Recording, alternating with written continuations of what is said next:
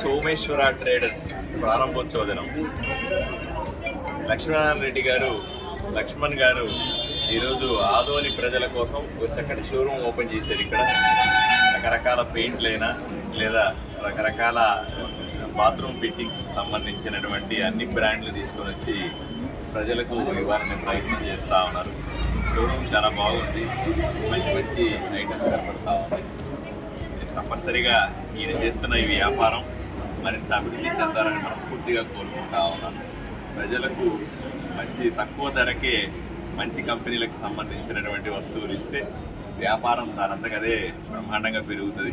ప్రజలకు కూడా ఎక్కడికో పోయి కొనుక్కోవాల్సిన అవసరం లేదు. నేను ఒకటే, ఆదోనికి పెట్టుబడులు కావాలి, ఆదోనికి మరింత మంది వ్యాపారం చేసేవాళ్ళు కావాలి.